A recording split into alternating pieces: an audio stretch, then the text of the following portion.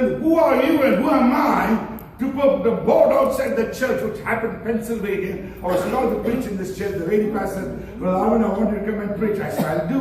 When I came, many of my friends came from West Virginia, everywhere, about 20 cars. And there it was written, no blue jeans in any form allowed in this church. And some of West Virginia, you know, some of them came in their overalls, some of them came in blue jean skirts, some men came with their blue jean pants, and they said, Dr. Silver, what shall we do? Look at the board. We are not welcome. So I said, hold it. So I went in. I said, sister, what's that on the board? She said, that's how it is. I said, that means if someone has blue jeans or a blue jeans skirt, can we come? She said, no. I said, ma'am, the revival is cancelled and bye.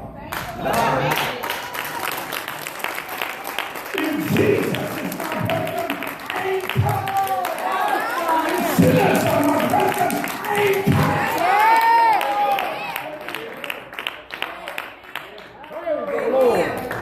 Some folks, I don't know where they got this stupid knowledge. I'm sorry to use that word. They think heaven, the church is heaven. Come on. The church means the assembly or the gathering of the people. That's right. So there'll be backsliders, there'll be righteous, there'll be sinners, there'll be ungodly, godly, wicked. Come on, church. Come on. All kinds of people will come in. And guess what? That is the beauty of God. He begins to touch you. How many of us still love the Lord? Hallelujah. So now, they want, recently I was asked, they said, Dr. De Silva, you are a gifted speaker.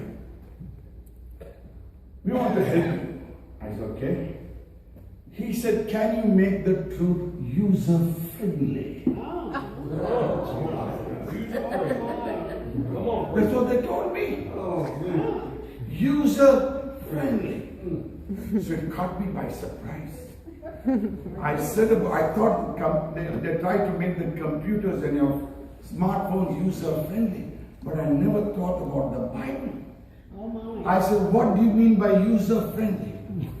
He said, take off the words that offend other religions and other peoples. Take the name Jesus out. Take the blood out. Come on, take the word sin out. All are going to heaven. Doesn't matter what they do. Even children who hit their parents and beat their parents or even murder their parents, they too will go.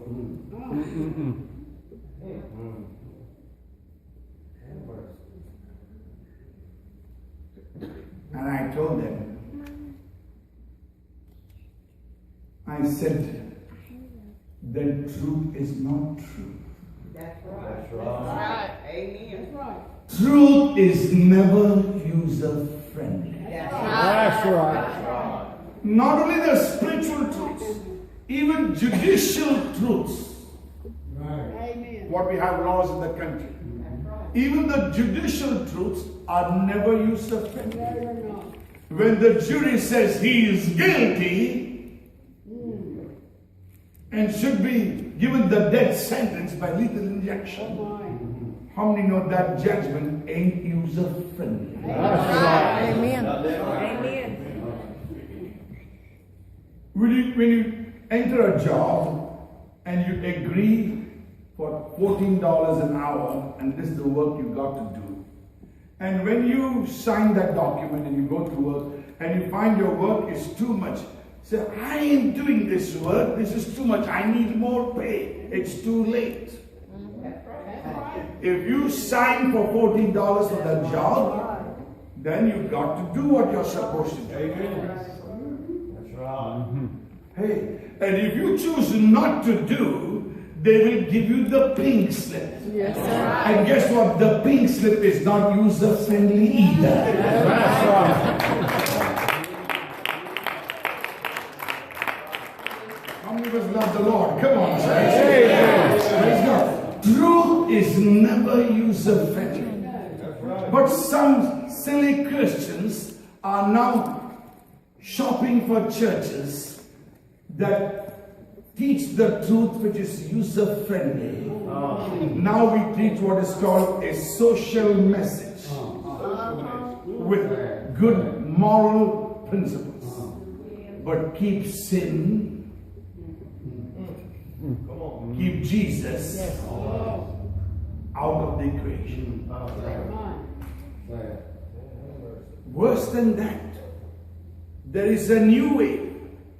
How many of us know Jesus instituted the word church?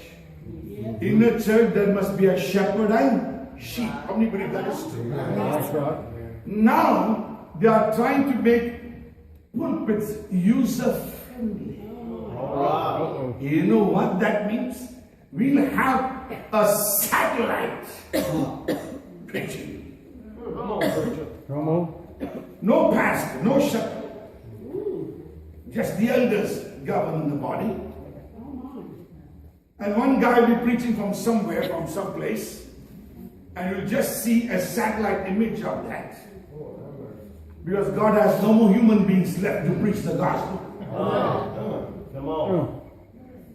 And we fall for that, and then we wonder, why is God not moving? Come on. Say it. And I've been accused of many things, but it doesn't matter. I said it publicly, I say it again. Why they do this is, the main chief who's there, he's become a vacuum cleaner. It is just a money-making racket so that they don't need to pay for a pastor. He gets every bit of it. Come on. Say it. And people love it. We need to return back to the foundation which Jesus laid for the church. Upon this rock, I am building the church. And the gates of heaven shall not prevail. The sheep need a shepherd and not a satellite image. Everything is user-friendly. Come on, preacher, preach. We have church splits because some folks want things to be user-friendly and some stick to the Bible way of life. You're ready? Come on, church. How many are ready to cast their vote of your conscience? I'm coming back to serve God like in the world. You're ready? Praise the Lord. Hallelujah. Praise the Lord. Praise God. Hallelujah. Hallelujah. Now you will understand what this message means. Jesus was addressing to a young man who was very wealthy. He was drawn to Jesus. He saw his power. He saw the miracles. He heard the words of the Savior. And he wanted to follow him.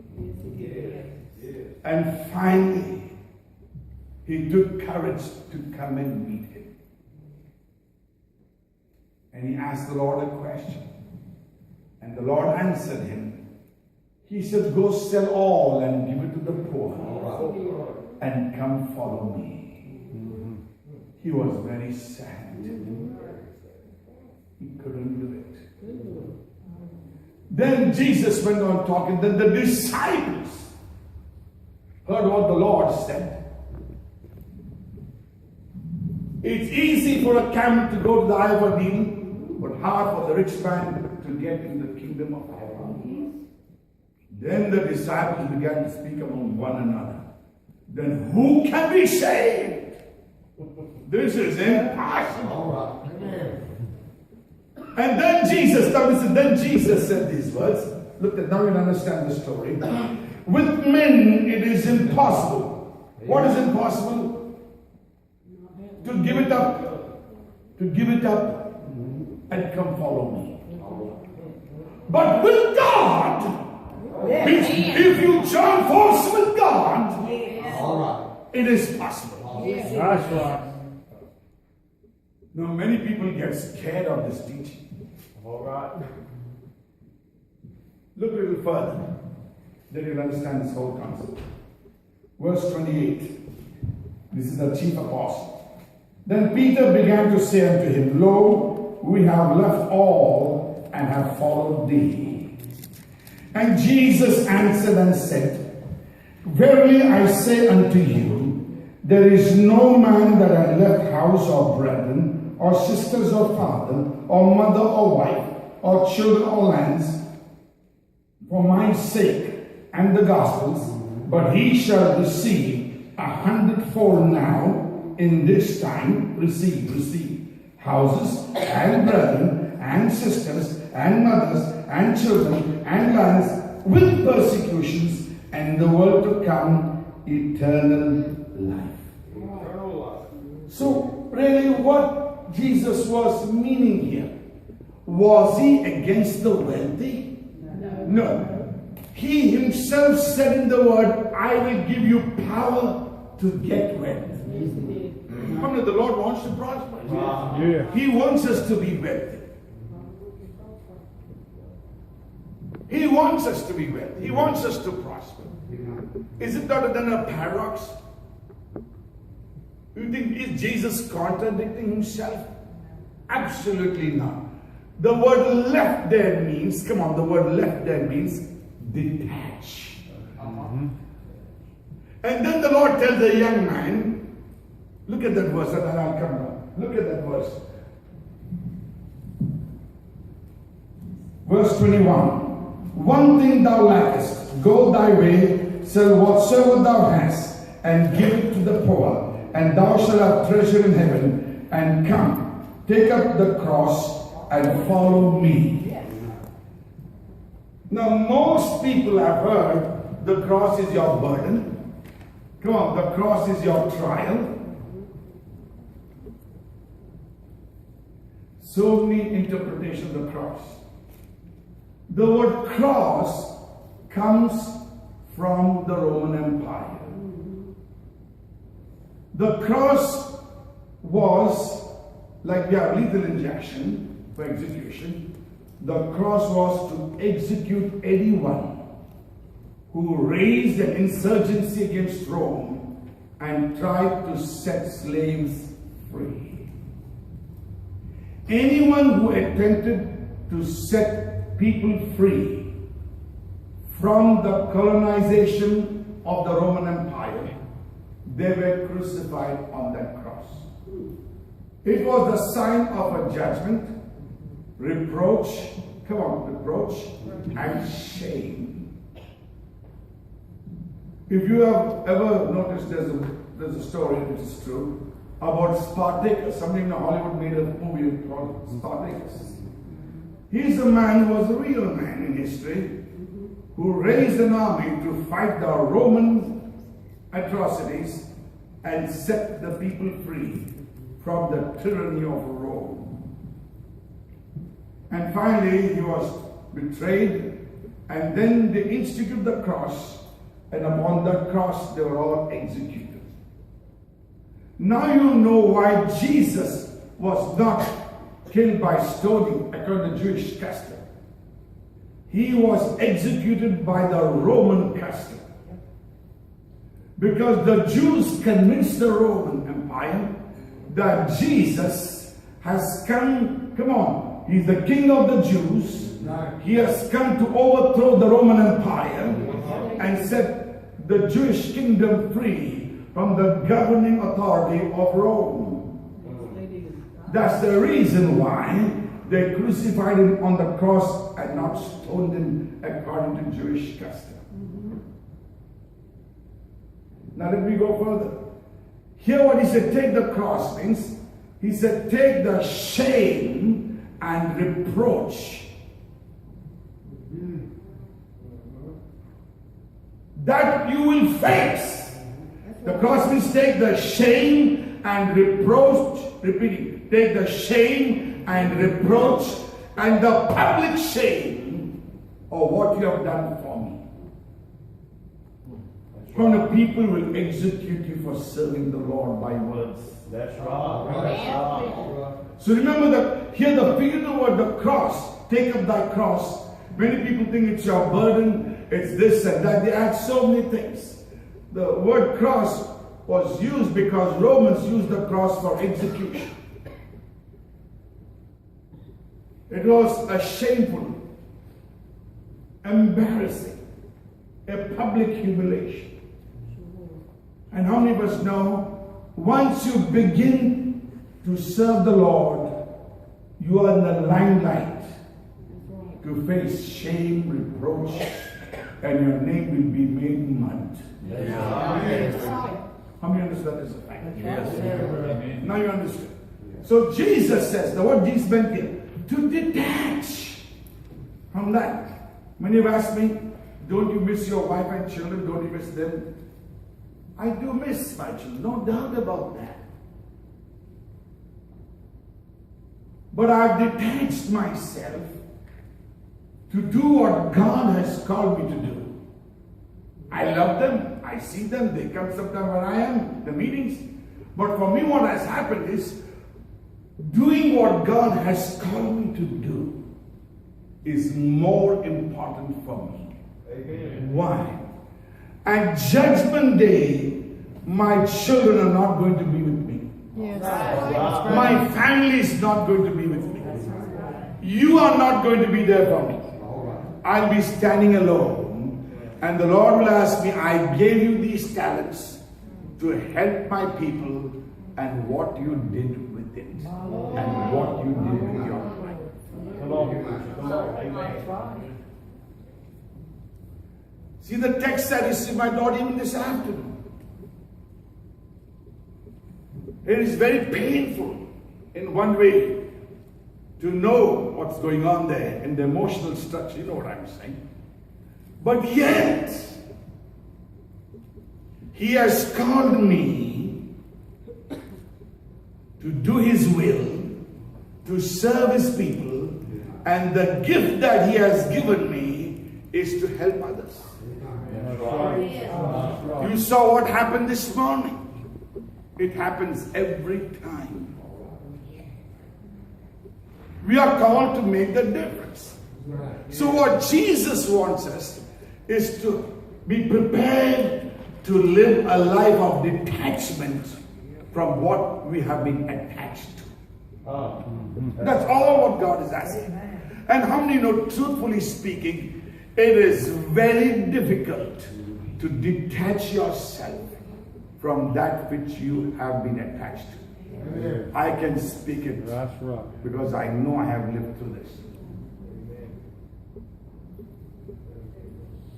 Samuel was a little boy, just 2 days old. And I was called to preach a funeral in another place. And I had to do it because I was in there with. Then I had to preach after that, a revival. And guess what? God does many great things. And many said, oh, I see great things happening in your services. I wish God could use me. Yes, God will use you. You give Him the proof that you have now detached yourself inside your heart, not just with your lips. Your heart, you have detached yourself. That is no longer important. Serving God and pleasing God and doing what God has called me to, then God will use you. Some have asked me, how do you raise the dead people? You open blind eyes. Lame people walk out of the wheelchair. I don't even touch them, some of them. Deaf people, a lady was deaf in the 75 years old, her ears opened last week. And they said, how do you do this? I said, I've got nothing to do with this. But God will honor anyone who has the courage to detach themselves from all that they have and make God number one. And God will use you greatly. It's not how knowledgeable you are. It's not how many years of schooling you have, which I have quite a bit, my friend. But that does not attract God. God is searching for someone who knows the pain to detach from which you have attached, and then serve God and do God's will and make God happy. Yes. Amen. That's right. Amen. Praise the Lord. Hallelujah. Yes. Praise the Lord. Hallelujah. Hallelujah. How many are ready for God to use you? Yes. Come on, praise God. Look at what the Lord said. What He's speaking to us. With God, all things are possible. How many believe God is a force of His own? Yes. God is a power of His own. Yes. He spoke the world into existence. He said, let there be light, and there was light. He spoke the fishes, the birds, the animals by the word of His mouth. Come on, He spoke. Preach. A child in the womb of a virgin. Years ago, I was in a debate with some Muslim clergy. And they said, could you come and meet with us? Many of our Muslim people have attended your meetings. And they're coming and asking questions. So let us have a discussion. I said, fine. And these are the things they said. There are 8 of them. They said, you know why we don't believe Jesus is the Son of God? Because how can God have a son without a woman? Come on. That is the main question. They said God cannot have a son without a woman. That was the main problem they had on the virgin birth. I said, okay, let's compare Quran and the book of Genesis. Quran believes God spoke this entire creation into existence. Quran believes God breathed into dust, means He spoke into the dust and came out Adam. I said, if you believe God has the power in His mouth to create things, does not that same God who created human beings could speak a son into the womb of a virgin? Come on.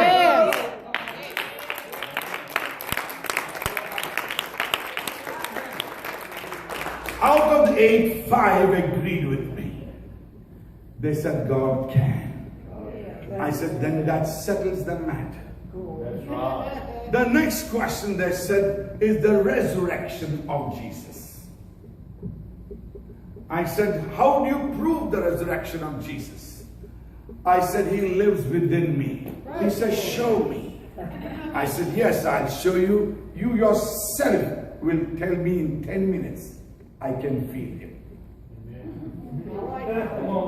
Come on. So I said, I'm not going to hold your hands. I'm not going to do anything. I'm just going to pray for you. I said, you pray for me in the name of Allah. You do that. And I'll pray for you in the name of Jesus. And they were not upset. They were intelligent people. I'm saying the clergy, the people on top are beautiful, wonderful people. They are not like the general public. They said, they prayed that God would use me greatly and enlighten people. That's what they prayed. Then I prayed this. I said, Lord, do it again what you did a few years ago. And I'll tell the story in a second. And I said, Lord, you have risen. And I cannot show them you are risen, but you can. So I'm asking you, these are hungry clergy, religious leaders who have given up everything to serve their people and to serve God. They have. They really have. Just like us. So I said, Lord, let them feel you. And 3 of them said, what's this feeling? Why am I crying? Why am I feeling? I got to say I'm sorry for my sins. I am tight-lipped. I am not even opening my mouth. I was watching the show. The risen Savior now has touched them. Amen. He said, one said, who is that touching me? Praise the Lord. 3 of them at the same time. I said, He is risen.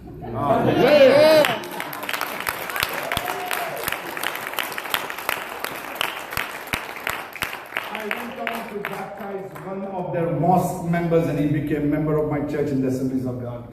Amen. Praise the And Lord. they never persecuted him. They said he's a great man, you can be there in that church. Amen. Now I'll tell you the story how I found this out. The Lord one day woke me up. He said, I want to fly from I-80, that is Dallas International Airport at Washington, and fly to Los Angeles. It's on the spot. I paid about $1,400 and some dollars for that ticket.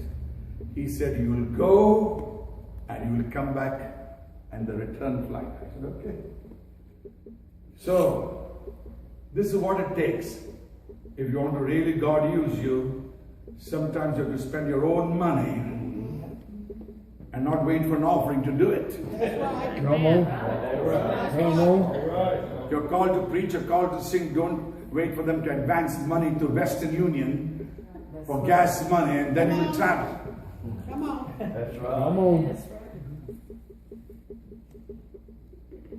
So, and I got a habit which I cannot stop. Anyone who's sitting by my side, whether saved or not saved, they will hear the gospel before they land. And many people I've met, many flight attendants I've met, many pilots I've met, they always know, and they know what I do. So there was this lady sitting by my side, and the Lord said, just say Jesus said, and gave me the message.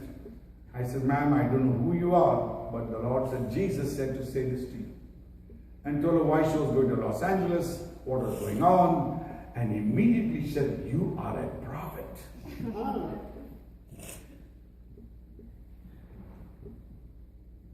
She said, you made me a believer. She said, I teach students who are on their way to become rabbis in the school of rabbis. Yesterday was my lesson.